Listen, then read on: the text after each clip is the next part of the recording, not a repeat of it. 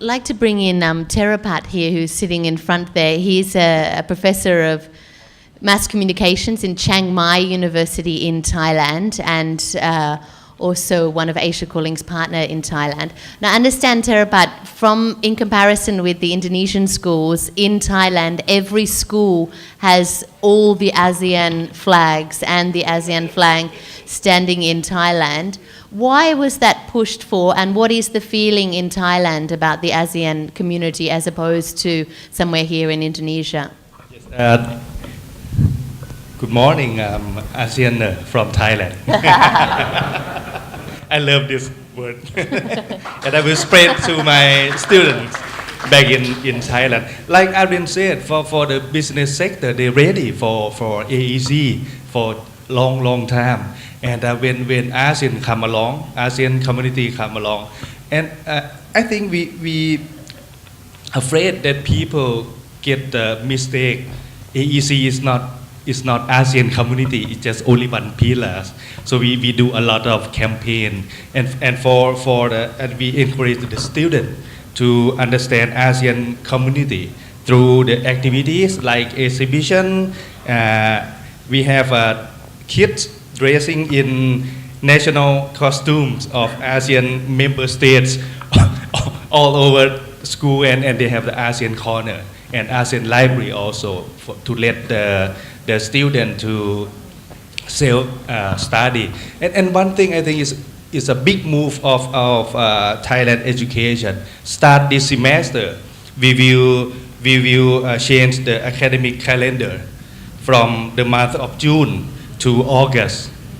So first semester will begin in August, not in June anymore. Start this year to let the student freely to exchange the student, just like the student from Indonesia can do a master degree or something like that in Thailand university. All universities. ASEAN community is not just 2015. There we are. You're an ASEAN community. No. It's a long way to go to get this ASEAN feeling instilled in all the peoples. So there's much to do. So there's a lot of journalists in the room. Sharat, can I ask you to stand up and join in the debate from BFN in Malaysia? Are we as journalists responsible for being a partner in creating this ASEAN community? For certain, I think in many ways journalists around the region have been participating in discussions about the region and its issues. I know for some of us it's troubling to talk about families, to talk about a single family. That kind of messaging grates on, I think, some of us who are much more critical about how things actually operate. And perhaps we could step back from that kind of language and be more realistic in the way we talk about the region and what actually is happening. So it's fine to talk about cuisine, and it's fine to talk about costumes, but we need to talk about conflict, and we do need to talk honestly about all the other issues that are putting a damper on the region moving forward. And you said a very good analogy yesterday that I want to bring live on the radio and the television about what happens when something goes wrong in the family. For example, if the father is beating the wife in that family along the street, what do the other houses in that street do? So do you want to expand on that? Yeah, this comes from actually something that Danny had said, and I don't take issue with Danny on this. On the face of it, yes, okay, we are a series of families living on the same street. And the question was, what if one of the fathers in one of those families is abusing his wife? What is the responsibility of the other families, the other members are in that street, right?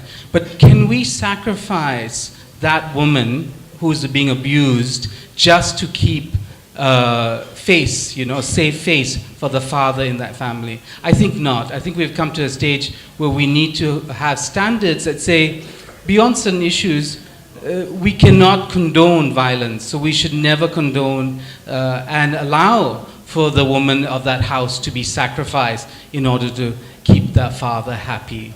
In such an incident, so do the other 9 families come out and tie up the husband? Or, there are many ways of going around doing it. So because I I think the important point is to make the perpetrator accountable. And how will ASEAN make the family accountable if one member of the family is not behaving well and there is intense violation of rights, happening? How will it? And it can't, because it has the issue of non-interference. And that's part of the problem, one of the key problems of the lack of political will.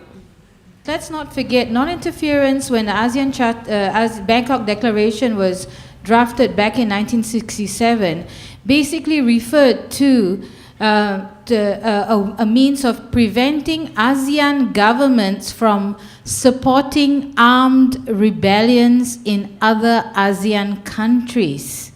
Because at that time, various armed groups were being supported or even armed by certain neighbors.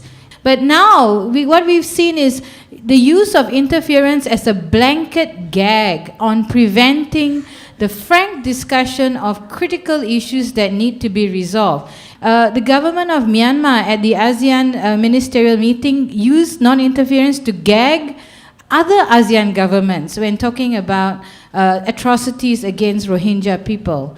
I'll bring into the debate now Ai Chan. Ai Chan is the director of DVB, which is a leading media organization in Myanmar. Welcome to the debate. The problem in the ASEAN from the beginning is those governments in the ASEAN, many of them are not really representing the people in their own country. From the beginning until as late as last year. For example, we have seen in Malaysia, we have seen in Cambodia, we have seen in our own country in 2010. But they're the ones that are making all these big decisions, which should have been consulted with the people in the respective countries. I mean, look at EU, whatever they have big decision, you have a referendum in their own country before the current government decide to follow the EU rule or law. But we have this situation now that the decision is already made and not really consulted with the people. And now we have a situation that how we can consult the people in. So this is almost an impossible task. So my question is, do you think it's possible for each individual ASEAN government start doing the clean and fair election in their own country, and also start consulting the people and recognizing the right the people deserve? This is something which even ASEAN Secretary can answer you. Because at the end of the day, the reality of the matter is that we are 10 individual countries. Now, intervention is something which, yes, well-meaning, you always says that no, we want to intervene. But globally, if you look at it, it's not something easy. If you look at it, yes, we say that, okay, we hold, using the same example again, we hold the husband accountable. How do you hold the husband accountable? When you go into details like that, then also comes the next question. If the other ASEAN member states, say for instance, the question of Myanmar, like what you say, if we had not waited and Myanmar opened up for reform, say 10 years ago, we decide to intervene in Myanmar, how are we going to do that?